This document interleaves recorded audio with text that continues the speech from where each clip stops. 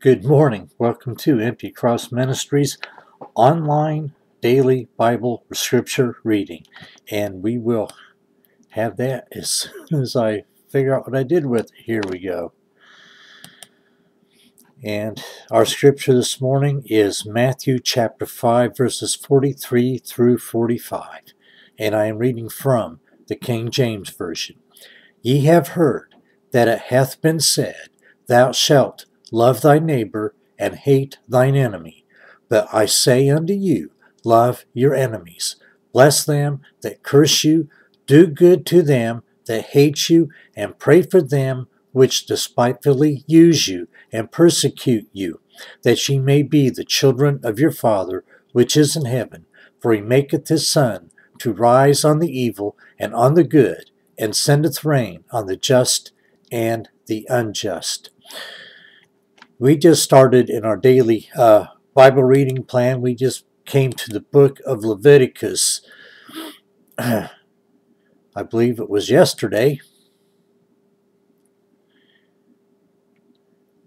I'm looking that up. Yeah, it was yesterday we came to the book of Leviticus, and I want to say a few words about that now, because that is a difficult book to read. Okay, and I'm going to take a portion out of Haley's Bible Handbook. Leviticus is about the sacrifices, the priesthood, holy seasons, and various laws. The word Leviticus means pertaining to Levites. That is, the book contains the system of laws administered by the Levitical priesthood under which the Hebrew nation lived. These laws were given mostly at Mount Sinai, with additions, repetitions, and explanations throughout the wilderness wanderings. Levites, one tribe out of the 12, were set apart for the work of God. God took them in lieu of firstborn sons. God claimed the firstborn both of men and of flocks. They were supported by tithes and had 48 cities. We see that in Numbers chapter 35, verse 7, and again in Joshua chapter 21, verse 19. Our one family of Levites, Aaron and sons, were set apart to be priests. The rest of the Levites were to be assistants to the priest. Their duties were to the care of the tabernacle and later the care of the temple, and to be teachers, scribes, musicians, officers, and judges. Look at 1 Chronicles chapter 23 for further information on that. We're at in the book of Leviticus right now, which is chapters 1 through 5. We're going to finish up with chapter 5 today. Those chapters are about the various kinds of offerings. There's burnt offerings of bullocks, rams, goats, doves, pigeons, and they were wholly burned, signifying entire self-dedication to God. Meal offerings of grain, flour, or cakes without leaven, a handful was burned, the rest was for the priest.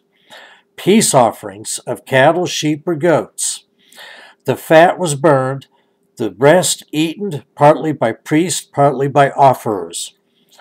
Sin offerings and the trespass offerings, different offerings for different sins.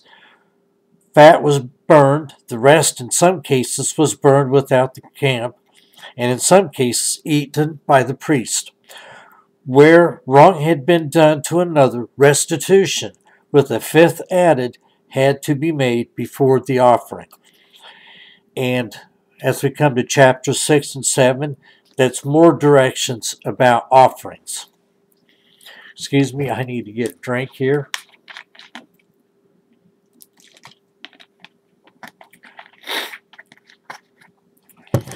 Beside the offerings that I just mentioned, there were drink offerings, wave offerings, heave offerings, appendages to other offerings. Manner of sacrifice was the animal was presented at the tabernacle. The offerer laid his hands on it, making it his representatives. Then it was slain. The blood was sprinkled on the altar. Then the specified part was burned.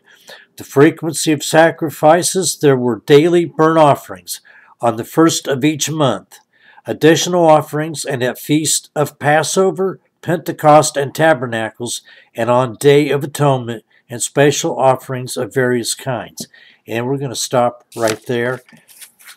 Like I said, the book of Leviticus at times is dry reading, but at times it's very interesting, and it's important we understand about the offerings that the Israelites had during those wanderings in the desert.